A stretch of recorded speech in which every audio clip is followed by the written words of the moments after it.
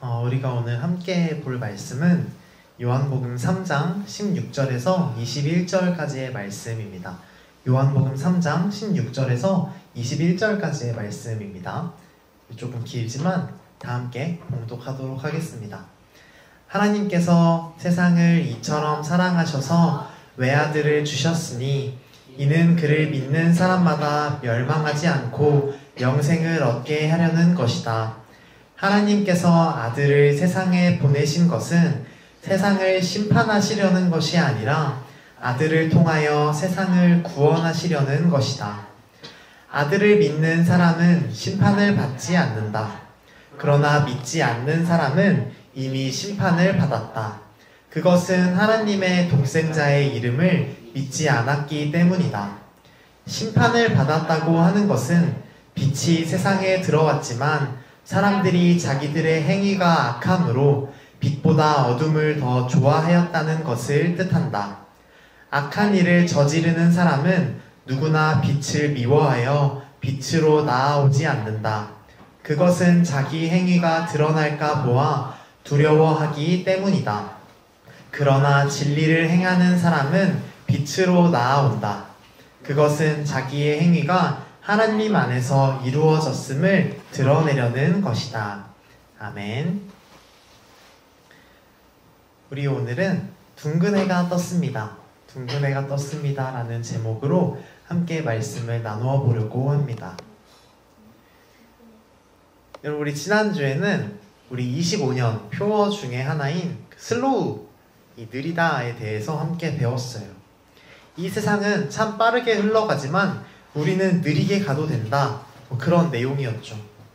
오늘은 지난주에 예고했던 대로 글로우에 대한 말씀을 나누려고 해요. 저 글로우는 영어 뜻 자체로 보자면 빛을 내다, 빛나다, 이런 의미예요. 성경에서는 특별히 저 단어를 어린 다윗의 얼굴빛을 설명하면서 사용하고 있어요. 다윗의 얼굴이 빛을 내고 있었다라는 묘사를 하면서 저 단어를 사용하고 있는 것이죠. 그래서 전도사님은 생각을 했어요. 우리 어린이 교회의 어린이들도 이 어린 다윗과 같이 빛을 내는 어린이들이 되면 좋겠다, 이런 생각을 했죠. 그래서 오늘은 우리가 어떻게, 또 어떤 빛을 내는 어린이들이 되면 좋을지 함께 배워보려고 해요. 오늘 우리가 읽은 말씀에서는 빛이 세상에 들어왔다라고 이야기하고 있어요. 이미 어떤 빛이 어두운 세상을 밝히고 있다라고 말하고 있는 거예요. 이 빛은 예수님이시죠. 예수님은 어두운 세상에 찾아오셔서 밝은 빛을 주셨어요. 예수님은 어떤 방법을 통해서 세상에 빛을 비추셨을까요? 교회에서는 예수님께서 하신 일들을 크게 세 가지로 이야기를 하고 있어요. 티칭, 프리칭, 힐링. 이게 자꾸 영어를 쓰게 되는데 저걸 한국어로 표현하자면 가르치시고 설교하시고 치유해 주시는 이 세 가지 일들을 예수님께서 하셨죠. 그리고 이 일들을 통해서 예수님은 세상에 빛을 비춰주신 거예요. 아는 것이 없어서 자꾸 이용만 당하는 사람들, 또 어떤 것이 진짜 옳은 것인지 모르는 사람들에게 가르침을 주셨죠. 그리고 삶에 희망이 없는 사람들, 살아가는 목적과 방향을 모르는 사람들에게 하나님의 말씀을 예수님은 설교해 주셨어요. 마지막으로 몸이 아픈 사람들을 고쳐주시고, 단지 그것뿐만이 아니라 그 사람들이 살아갈 수 있는 세상을 만드시기 위해서 이 사회 전체를 치유해 주셨죠. 그렇게 예수님은 어두운 세상을 밝히셨어요. 이 빛은 다른 누구를 위한 것이 아니라 우리를 위한 것이었어요. 요한복음 12장 46절을 보면 전도사님이 읽어볼게요. 나는 빛으로서 세상에 왔다. 그것은 나를 믿는 사람은 아무도 어둠 속에 머무르지 않도록 하려는 것이다. 예수님은 빛으로서 세상에 오셨고, 그것은 우리가 어둠 속에 머무르지 않게 하려는 예수님의 노력이었다라고 말씀하고 계세요. 그런데 성경은 이거에 이어서 또 놀라운 이야기를 하나 하고 있어요. 뭐냐면 우리가 오늘 읽은 말씀에서 볼 수 있듯이 바로 빛보다 어둠을 더 좋아하는 사람들이 있다라는 거예요. 어떤 사람들이 빛보다 어둠을 더 좋아할까요? 우리 한번 맞춰볼까요? 누가 빛보다 어둠을 더 좋아할 것 같아요? 피곤한 사람? 잠을 자야 되니까? 맞아요. 그런 사람도 그럴 수 있죠. 시우는 누가 빛보다 어둠을 좋아하는 것 같아요? 사람 아니어도 돼요? 사람 아니어도 해봐요. 야행성 곤충 같은. 야행성 곤충 같은. 지금 말한 네? 거의 모든 사람들. 아마 또 맞아요. 밤을 좋아하니까 그런 거겠죠. 성경이 말하고 있는 빛보다 어둠을 좋아하는 사람들은 이런 사람들이었어요. 행위가 악한 사람들. 자신의 행위가 악한 사람은 밝으면 그 악한 행위가 드러날까봐 어둠을 좋아한다라고 성경은 이야기를 했죠. 마치 도둑이 낮보다 밤을 더 좋아하는 것처럼 말이에요. 이런 사람들이 세상에 존재하고 있다라고 성경은 이야기를 하고 있어요. 이렇게 어둠 속에 있는 사람들의 특징, 어둠의 특징은 몇 가지가 더 있어요. 우리 출애굽기 10장 23절을 함께 읽어볼까요? 시작! 4일 동안 사람들은 서로 볼 수도 없었고 제자리를 뜰 수도 없었다. 그러나 이스라엘 자손이 사는 곳에는 어디에나 빛이 있었다. 아멘. 이 상황이 지금 어떤 상황이냐면 이집트의 파라오가 이스라엘 자손들을 괴롭혔어요. 노예로 삼았죠.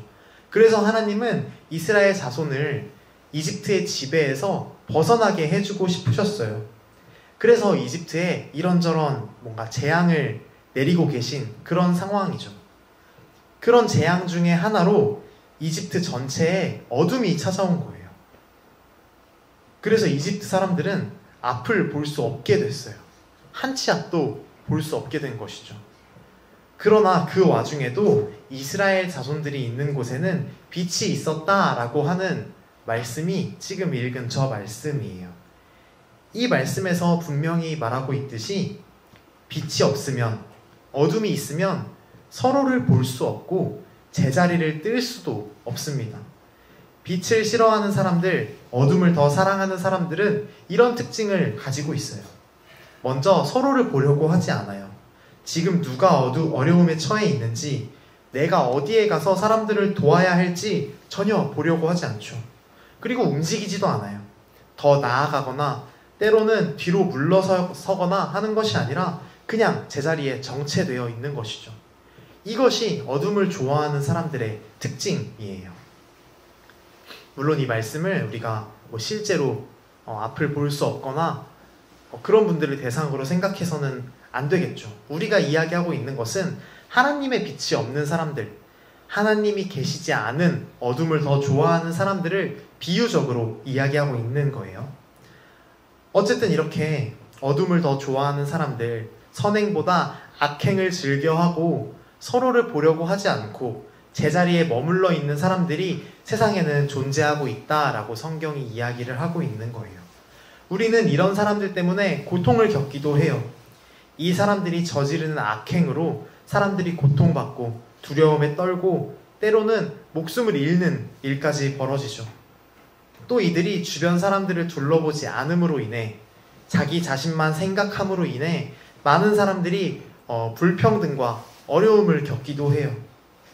또 제자리에 머물러 있기만을 원하는 사람들 때문에 우리 사회는 더 나은 논의들, 더 발전되고 진보적인 많은 이야기들을 포기해야만 하기도 하죠. 그런데 출애굽기 말씀에서 보았듯이 예수님을 믿고 따르는 사람들에게는 그런 어두움 속에서도 빛을 내야 하는 의무가 있어요. 예수님께서 전하셨던 그 빛을 우리도 전해야 하는 의무가 있는 것이죠. 물론 출애굽기 말씀에서는 모두가 어두운 가운데 이스라엘 자손들만 빛을 받은 것을 축복이라고 이야기를 했지만 전도사님은 이건 일종의 의무라고 생각해요. 어두운 세상 가운데 빛을 전해야 하는 의무가 있다라고 해석을 할 수 있을 거예요. 이거는 에베소서 5장 8절에서 분명하게 밝히고 있어요. 함께 읽어보겠습니다. 여러분이 전에는 어둠이었으나 지금은 주님 안에서 빛입니다. 빛의 자녀답게 사십시오. 성경은 우리가 빛의 자녀답게 살아야 한다라고 밝히고 있죠. 예수님을 믿겠다고 하면 삶에서 빛을 보여야 한다라는 거예요. 그런데 안타까운 이야기를 하나 하자면 우리는 우리 스스로 빛을 낼 수 없어요. 안타까운 이야기를 너무 많이 하죠. 우리는 빛을 내야 한다고 하지만 어둠을 좋아하는 사람들이 많다고 하고, 그런데 이것 말고도 또 안타까운 것이 있다라고 하니까 정말 씁쓸한 것 같아요. 그런데 정말 그만큼 이 빛의 자녀로 살아가는 것은 너무 쉽지 않은 일이기도 해요. 우리는 스스로 빛을 낼 수 없으니까요. 스스로 빛을 내는 것들에는 무엇이 있을까요? 네? 항성, 별, 또 뭐가 있을까요? 스스로 빛을 내는 것들.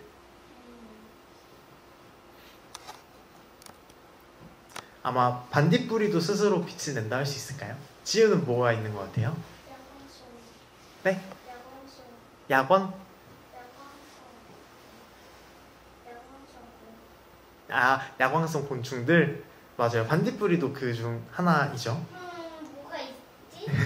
그리고 지호가 이야기해줬던 대로 별들, 전구도 있죠. 비단벌레. 비단벌레도 있어요. 그리고 태양이 있죠. 지호가 이야기했던 항성 중에 하나로 태양이 있어요. 더 정확히는 별들. 별은 스스로 빛을 내는 존재예요. 태양 같은 경우는 태양 안에 있는 수소 원자들을 변형시키면서 빛과 에너지를 방출하는 거예요. 여러분, 그럼 한 가지 문제를 내볼게요. 태양이 가지고 있는 수소를 다 쓰면 어떻게 될까요?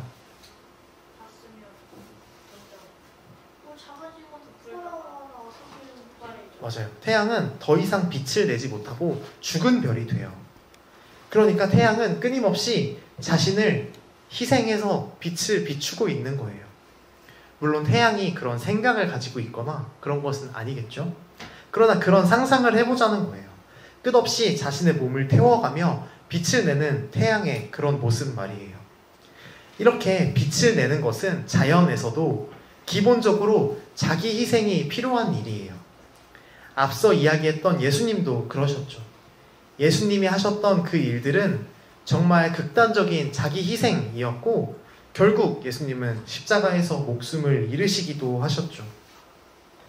우리는 이러한 자기 희생에 대한 마음을 스스로 갖기는 정말 어려워요. 그런 점에서 전도사님이 우리는 스스로 빛을 낼 수 없다라고 이야기했던 거예요. 그런데 한 가지 우리에게 다행인 것이 있습니다. 바로 세상에는 꼭 스스로 빛을 내지 않고도 세상을 비출 수 있는 존재가 있다는 거예요. 바로 달이에요. 올리브 어린이 교회에는 이 과학을 좋아하는 어린이들이 많기 때문에 잘 알고 있겠지만 달은 스스로 빛을 낼 수 없어요. 다만 태양이 주는 빛을 반사해서 지구로 보내주는 것이죠. 이건 정말 놀라운 일이에요. 마치 어두운 밤에 태양이 없는 그 시간에 태양이 달을 통해서 이 지구를 밝히는 일은 너무 감동적이죠. 전도사님은 그 모습이 예수님께서 떠나신 지금 우리를 통해 하나님의 빛을 전달하시고자 하는 그 예수님의 노력 같아서 참 감동이 있었어요. 우리는 그렇게 예수님께서 세상을 향해 비추시던 그 빛을 달처럼 잘 반사하는 사람들이 되어야 해요. 스스로 빛을 낼 수 없다면 이렇게 잘 반사하는 사람이 되어야 하는 것이죠. 아까 빛이 자기 희생의 모습을 가지고 있다고 했어요. 우리가 이 빛을 잘 반사하는 삶은 이런 자기 희생의 모습, 예수님께서 보여주셨던 모습들을 잘 닮아가는 삶일 거예요.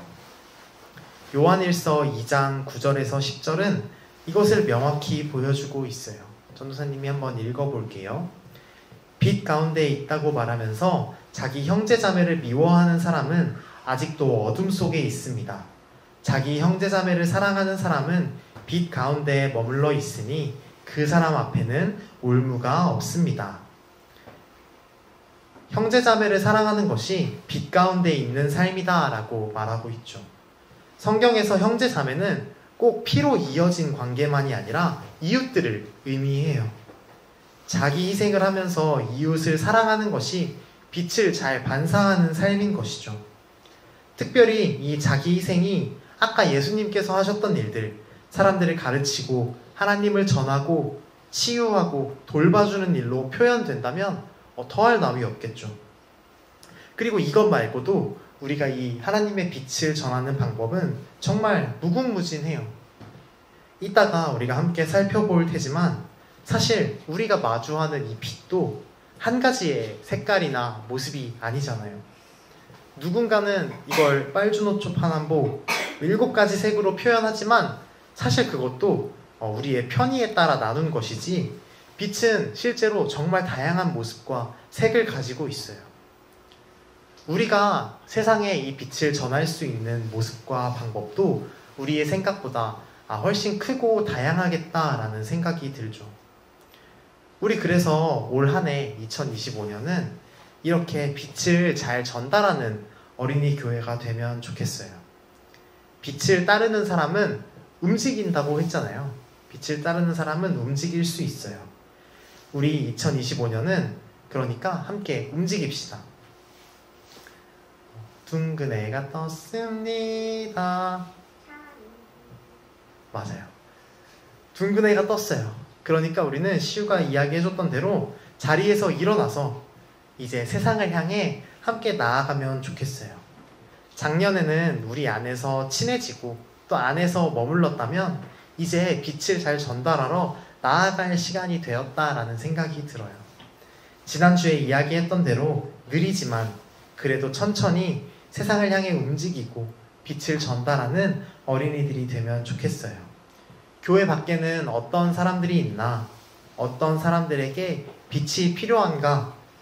우리는 그 사람들에게 어떤 방법을 통해 이 빛을 전달할 수 있을까 고민하고 또 실행하는 그런 1년이 되기를 소망합니다. 기도하겠습니다.